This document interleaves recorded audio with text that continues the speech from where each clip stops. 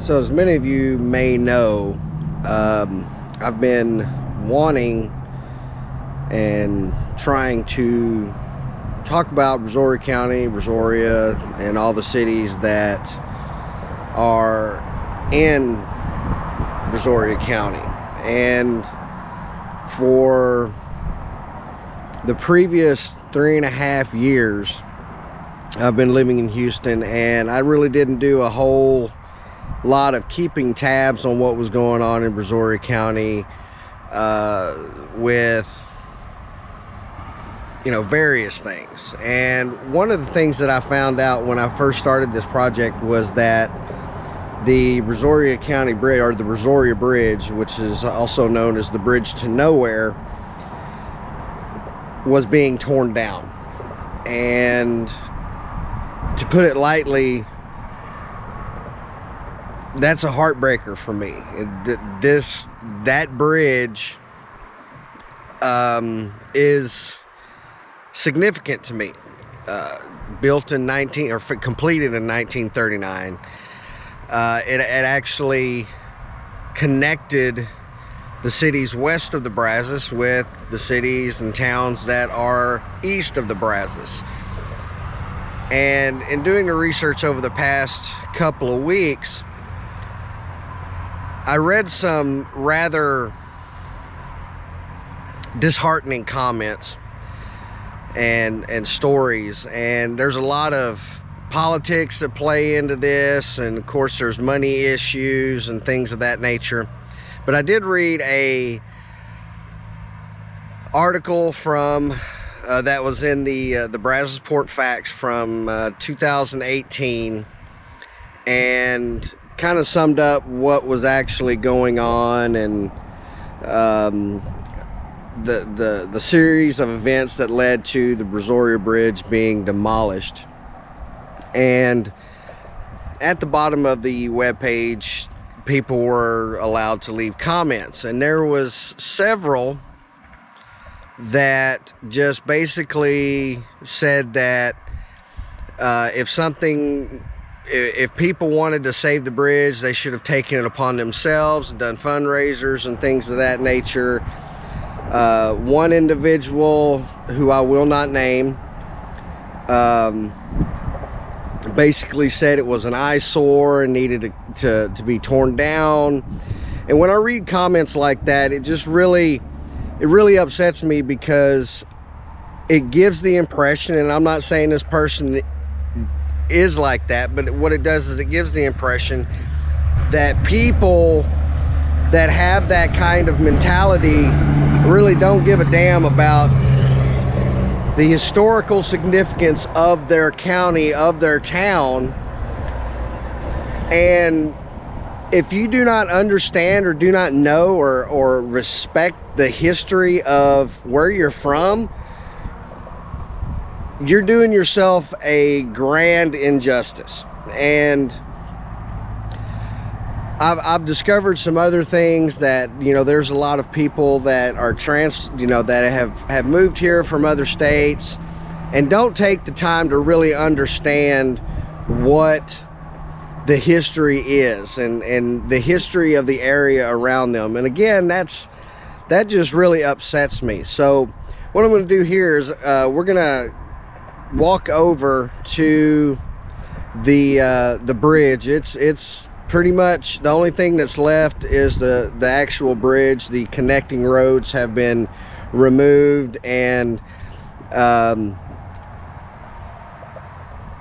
if I get a little emotional about it, please excuse me on that. But this is something that I hoped I would never have to deal with. That bridge has a lot of historical significance with my childhood, and I have a lot of great memories with that. And to see it being torn down and relegated to websites and textbooks just breaks my heart. But we're standing right in front of the Brazoria Bridge Texas marker right here, and kind of gives a little bit of history on Brazoria as a town. Brazoria started in 1928. and built in 1939 during the Great Depression using local labor, county bond money, and funds from the Public Works Administration. This Brazoria Bridge sustains the historic transportation route nicknamed the bridge that goes to nowhere before the soil embankments were built. So the actual bridge was built before the actual connector to the road was here. And you can when we go over there, you'll see it kind of goes in a little bit of a roundabout around this little rest area here. And continuing on, it says this 1,124 foot concrete and steel bridge was a 3 Parker through truss spans. It is supported by concrete filled caissons and concrete piling, and approaches composed of 14 supported I-beams with steel guardrails. An important example of this style, this Brazoria Bridge is a significant part of Brazoria County history, and that was from the Texas Historic Landmark, and this was that was erected in 1991.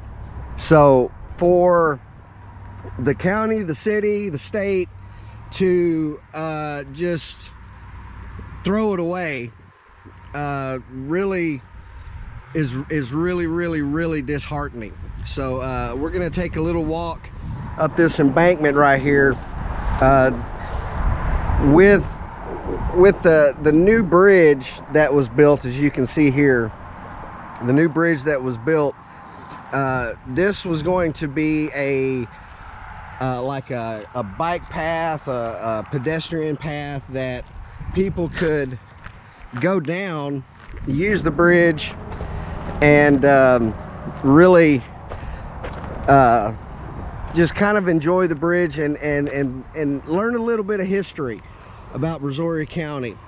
One interesting story that I was able to read was there was a gentleman that lived in one of the communities that is on the west side of the Brazos, and to get to Brazoria he would have to drive to West Columbia, cross over the Brazos there, and then come up that way to Brazoria.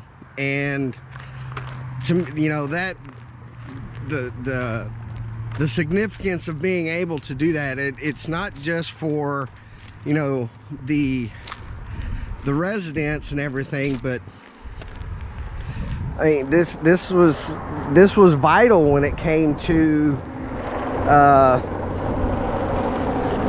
the markets, especially with you know, this is Highway 336 and 521 farm market roads, and these farmers that were on the east side of the Brazos that wanted to get their goods to Lake Jackson or Freeport or Angleton, this was a way to get them and not have to drive an inordinate amount of extra miles to get it done, because, you know, driving those extra miles, that takes money out of your pocket. And I will admit that the bridge, if you look at it right now, I mean, it looks like a rust bucket, but the fact that no maintenance seems to have been done since it was closed, with the new construction of the bridge over Brazos here, again, just kind of reiterates what I believe is the bigger problem with maintaining and preserving our history. And again, this is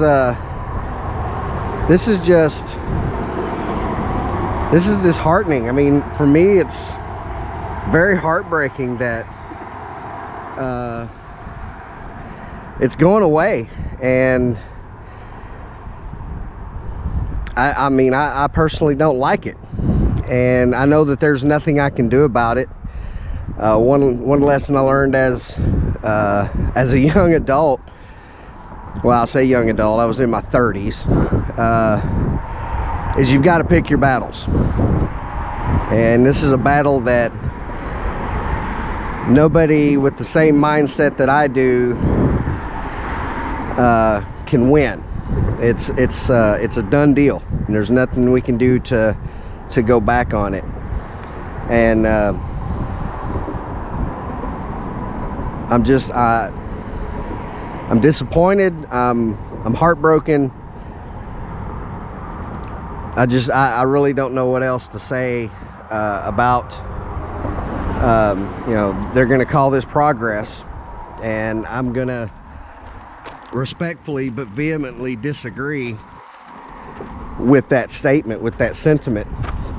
And this area right here is just gonna be overgrown. There's you know, really, I mean, there's a lot of things that can be done with this little area right here.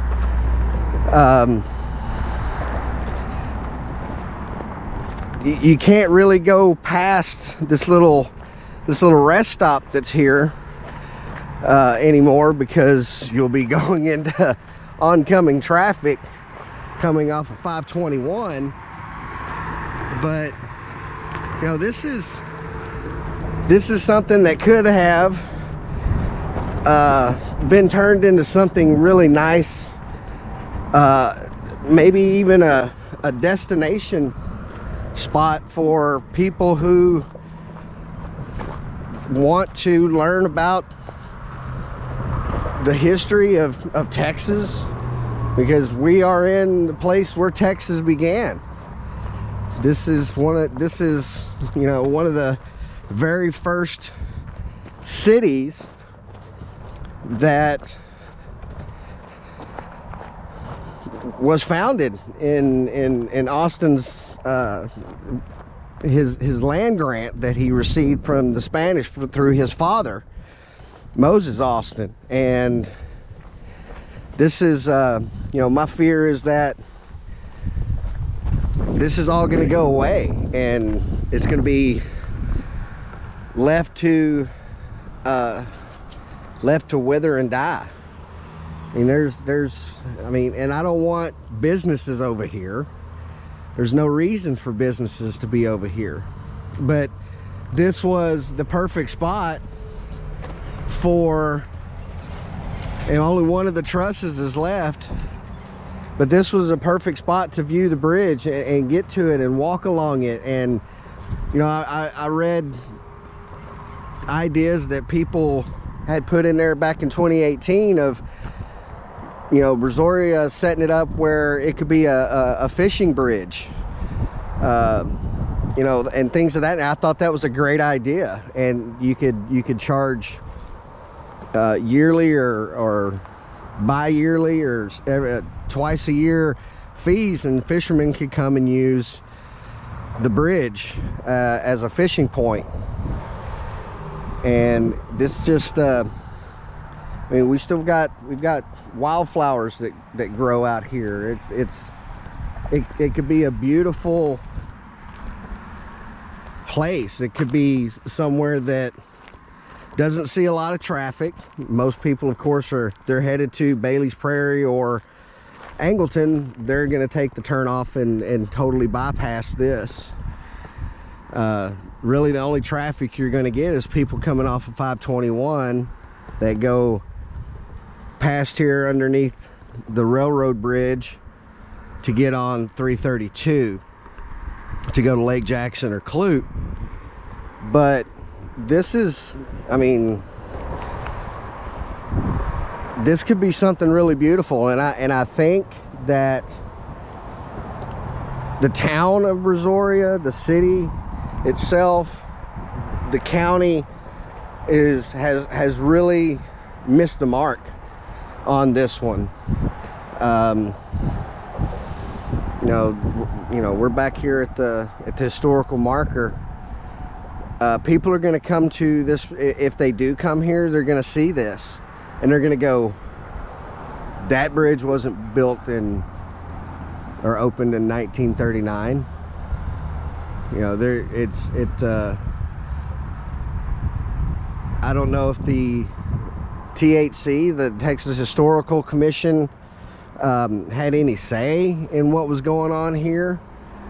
The bridge itself was one of 18 truss style bridges that are left in the state, and the only other one that I've seen that I know of is in North Texas, where it crosses over the Sandy Fork of the Brazos River, up in the, I want to say it's maybe near Haskell, if I remember correctly. It's been a long time since I've been up that way, but I don't know. And that, you know, that bridge was still being used in the 90s, so I don't know if it's still being used or not. But again, I think this is an area that could be something very special.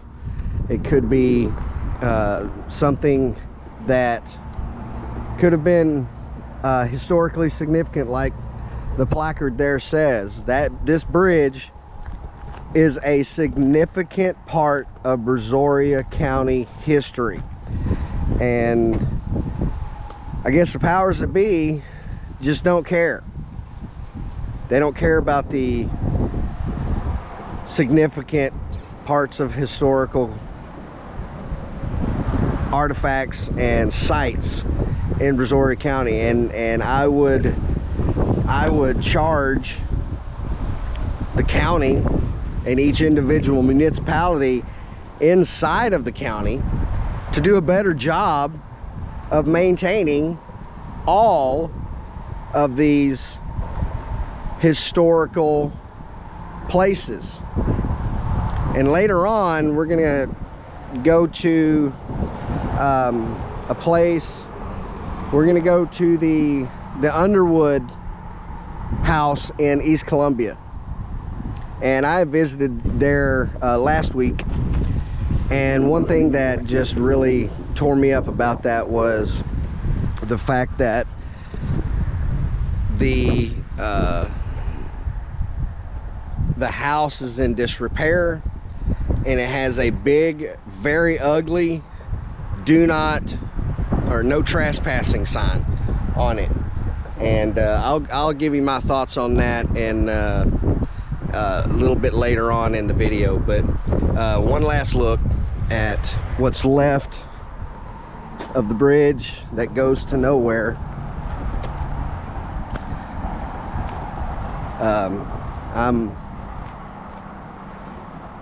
I can't really express the disappointment and the heartbreak that I feel that bridge that I've known my entire life